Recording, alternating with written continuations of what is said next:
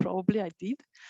She's a research fellow at the Australian National University, and she has worked before with Cliff Jones and Kirsten Winter. But today she's teaching about, so she moved to teaching, or she combines teaching with research. She will tell us probably. She tells us about introducing formal methods to students who hate math and struggle with programming. So I'm looking forward to hearing what is your experience. Please go ahead. Yep, so my name is Nisansala Yatapanage. So like you were saying, so now I'm actually a lecturer, well, nearly a lecturer. I was a lecturer at De Montfort University, and now I'm about to be a lecturer at ANU as well. So what I'm talking about here is actually not what I'm currently doing at ANU, which is research at the moment. I'm going to talk about a course that I developed at De Montfort University in the UK. So that was from 2017 to 2019. Nisansala, if you want to have full screen, I'm not sure if you want that. Sorry, yeah, no yeah, thanks for pointing that out. Yeah, I was going to do that and I forgot.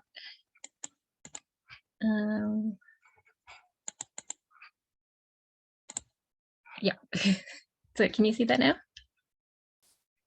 Okay. Yes. Yeah, so basically this was a course, it was a second-year course. It was originally a year-long course called Data Structures and Algorithms.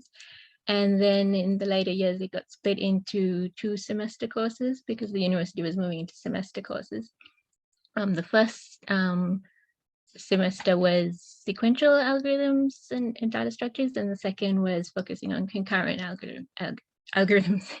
And what I wanted to do was put formal methods into that second part, the concurrency part. So in previous years, another lecturer had taught a little bit of formal methods, so just about a week on temporal logic. And that was just too fast for the students and they hadn't grasped the concept. So I wanted to really focus on formal methods a lot more. And the course has about 240 students, so it's a course that everyone has to do. And so the main barriers was the knowledge of the students. So most of the students had very low mathematics knowledge. So what happened is that in De Montfort University, to get into computer science, you don't have to have an A-level pass in in mathematics. And that's not unique to De Montfort. There's a lot of universities that don't have mathematics as a prerequisite. So I'm not trying to say there's some problems there, but just it's a common thing. But that's what I had to work with. And I actually didn't realize at first. So I went into the first lecture and taught the students big O notation. And I spent about half the lecture talking about O of log of n. And then at the end of the lecture, I had a quiet student came up to me and just quietly said, "What does log mean?" And then that's when I realized half of the students didn't know what I was talking about through that whole lecture. And I'm really glad that student pointed it out, actually. And so there's this level of maths knowledge, and then they also struggled a lot with programming. So they had learned basic programming in their first year, but they still struggled a lot with really basic programming concepts. So it wasn't sort of clear in their minds. And they were learning Java for the first time in a parallel course. So object-oriented concepts were completely new to them. So I had to actually work with that other lecturer a lot to make sure I was not talking about things they hadn't learned yet in the concurrent Java course. So the question is, why was I trying to teach formal methods at this level? Why not just wait until they were in their third year, or which is the final year, or postgraduate or something like that? And the reason was that I felt like it's really useful to teach students formal methods at this level. So when they're actually learning programming at the same time, if they learn formal methods, just the concepts of it, they'll change their way of thinking so that they'll actually come into programming without trying to hack code together and things like that. So really having a good foundation to do the programming, I think it would change their way of thinking about programming. So that's why I think formal methods should be part of the foundations of computer science, so taught in the early years. Sorry. And so the question is then, how can we teach it at that level? And I found that you didn't need complex mathematics to teach them the underlying concepts. So students found the general ideas really easy to understand. So it was actually really surprising to see that a lot of the students found something such as rely guarantee reasoning really easy to understand. Just the general concepts of it. So not looking at a lot of detail, but they found it actually easier than some of the concepts of data structures and algorithms and some of the programming concepts in the other course. And I judged this by the marks that they got in the exam. So they actually found these sections really easier. And so that shows that like a careful design of the material can really teach the students the essential aspects of it. And it's important to sort of not put a lot of formal definitions and mathematics in there because these students get really scared off by that. And at this stage, if they get scared off, if you put a slide full of a lot of mathematics definitions, that will change their view of formal methods forevermore. So it's really important to try and make it look simple at this stage. So was this the best course to teach it in? I felt that concurrency was a really good place to teach formal methods because there are a lot of formal methods approaches that deal with concurrency, and then also it's a really good way to show students the answer to why are we learning this. So there was a student who asked me, why are we learning data structures in general, but particularly formal methods? And you can really easily show that answer with concurrency because you can show them even what appears to be a really simple concurrent program and show them that it can be really complex and needs some sort of formal reasoning to help you to see all the possible things that could happen. So for example, I show them at the start of the course a simple concurrent program like this, where there's two processes running concurrently and they've got a shared variable n. And I say, can you think of all the final values of n? And obviously, because they're coming from sequential programming, they find that surprising at first that there are so many different values that n could take. And so that's just a really easy way to show them why it's important to have these proper ways of reasoning about the program, because it's so hard to think about these things just in your head. And then it's important to explain the concepts in a simple way. So I taught them linear temporal logic. And if you were teaching more advanced students, you could sort of assume certain things, or you could assume that they would pick up the gaps and just, for example, if they didn't know what states are, they would probably just be able to figure it out. But students at this level would just get lost and not pay attention anymore to the rest of the class. So you need to explain everything that they're going to need to know. So I explain what are states. For example, I show this transition system in the program corresponding to it, and I say that the program statements actually match up with the transitions, not matching up with the states. So that's something that you might take for granted, but students would find that really confusing. So I try to think of all those little things. And then I actually step through each of the operators really slowly. So when I taught the same content to a more advanced class that's in another university, where they actually understood, I mean, they had a strong logic background. I actually went through all the LTL operators and model checking and everything in one lecture, and that was fine. But with these students, I spent several lectures on the different operators. So for example, the future operator and the globally operator, I just took one lecture just on those, and then another lecture on the rest of the operators and so on. And the idea is to just slowly show them lots of examples and slowly build up the examples to be more and more complicated. So at the moment, so this is one of the slides, which just shows that eventually x equals 3, and then I slowly built up to a full transition system like this. And then said something like, always if the door is closed, that implies the light is off. I even explained implies in case any of the students didn't know that. And then I explained things like that S1 violates that counting property, and the counterexample, how that works, so that the counterexample would start with S0 and then, if that was the starting state, and then move to S1. And so I built up like that, and then more and more complicated examples. And then what I did is I gave the students actual problems to solve, because that makes it much more interesting.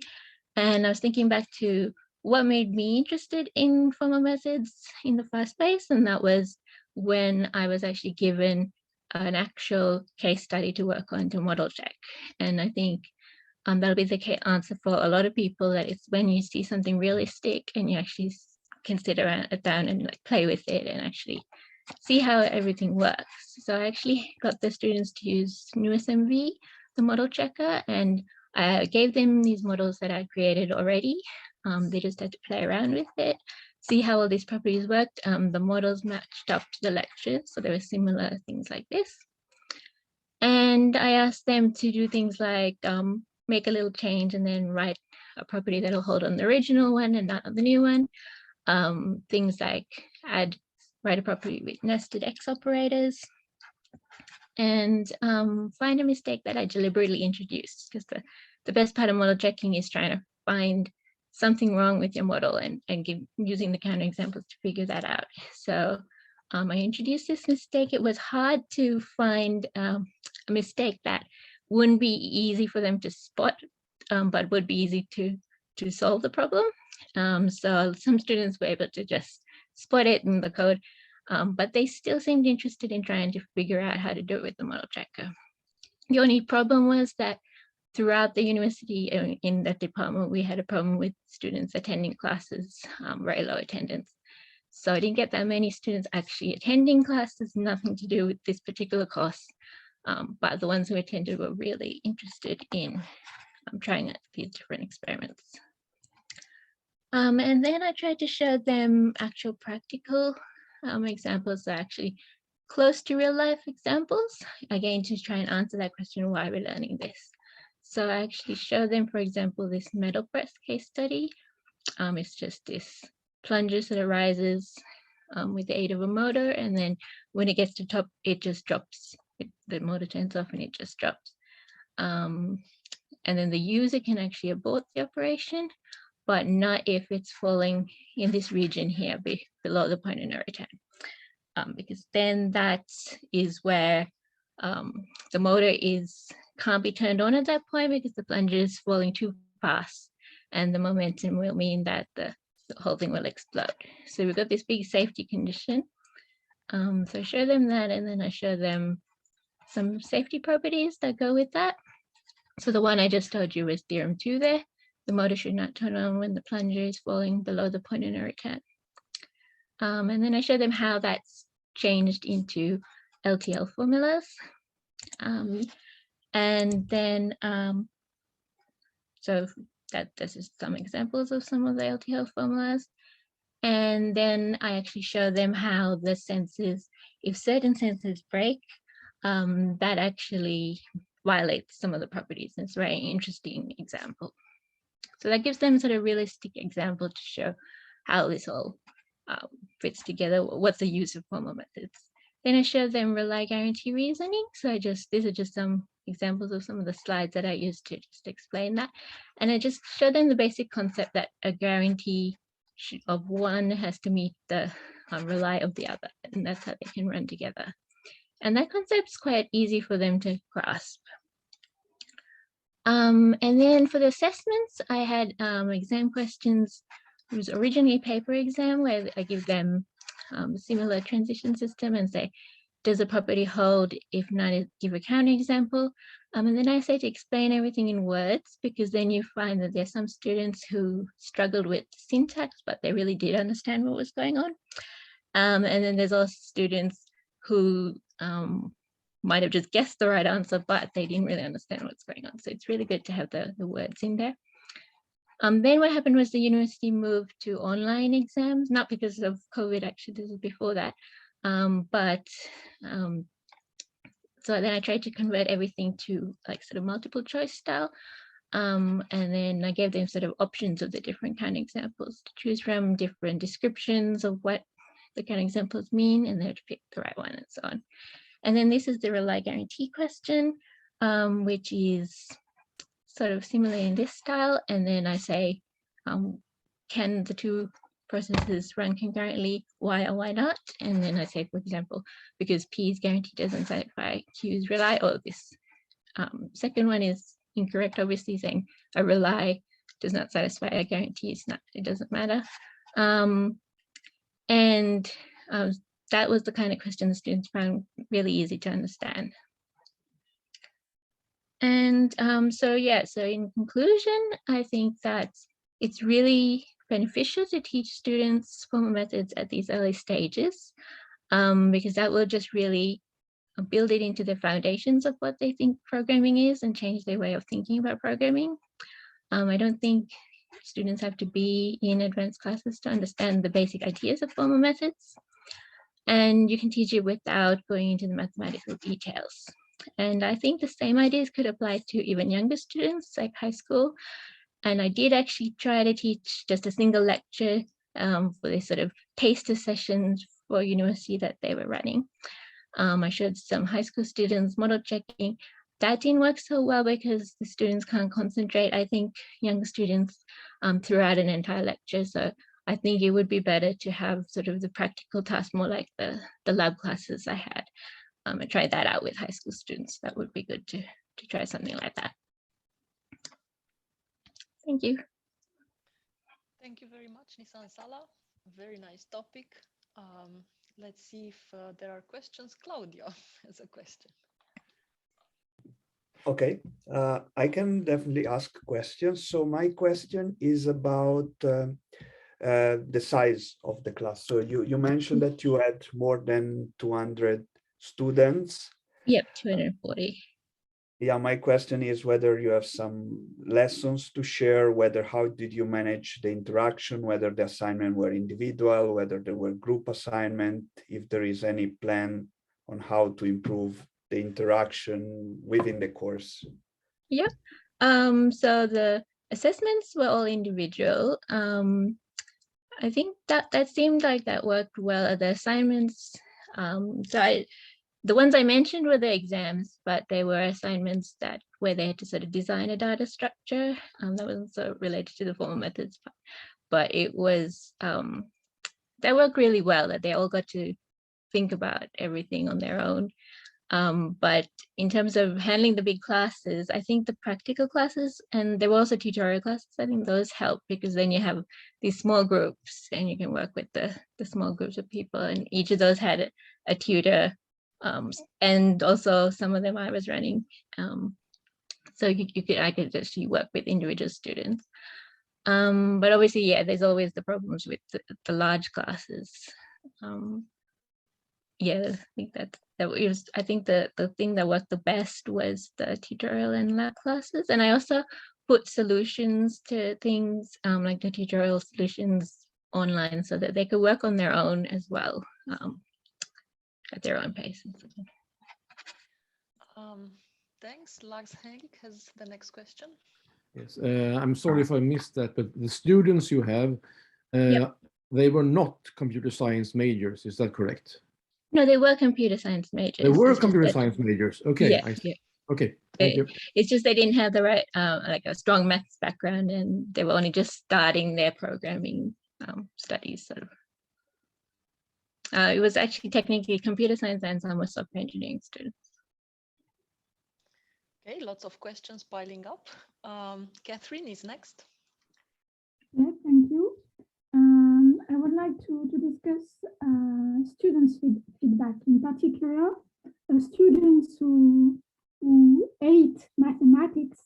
Do they like them more at the end or not? Sorry, I couldn't quite understand the end part. Could you repeat? Yeah, Could you please speak up, Catherine? Maybe the volume wasn't. Oh, okay. Did they stop feeding? Yes. Yeah. That's a good question. I didn't ask them, but I'm guessing probably not, because like I said, I tried not to focus on the math, so it probably didn't change anything afterwards. But yeah, that's a good question. I didn't really ask students if their perception changed. Yeah. Okay. I think next in line is Aditya. He has a question in the chat about if you could elaborate a bit. Formal methods concepts can be taught without the mathematical details. Can you? Yeah, but I just meant like the underlying issues to do with the formal methods. You could teach them without sort of showing them like the full semantics or the full definitions for things. Just getting them to be able to do just like small examples, be able to practically use it without actually knowing all the mathematical definitions for something. Okay, Sebastian is next. I just wonder, to what extent did the students pick up how formal methods are supposed to work? So you left a few things out, you only taught concepts. So did you choose intentionally what to leave out? And do you think they would have to relearn in case they take like a full formal methods course?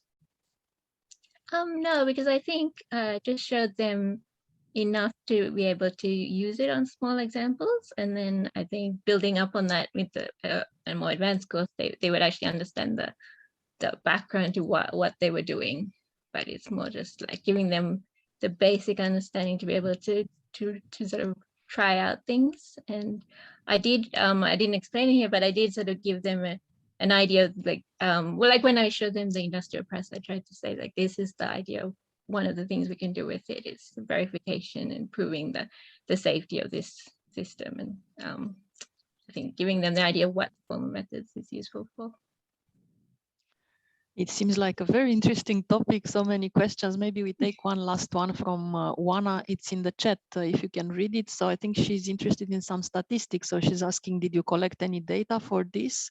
Or is the nature of this study based more on a critical reflection on your pedagogy?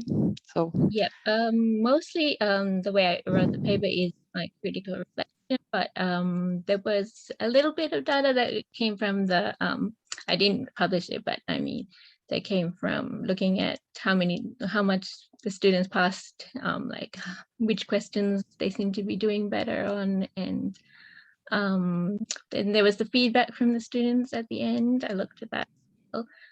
So I had students who really said that they enjoyed the course. There were students who said that they didn't as well. So that wasn't that helpful. But I think the biggest help was looking at the data of the marks that they got. And that's why I said things like the Rely Guarantee question, and that the number of students passed was very high with some of those topics.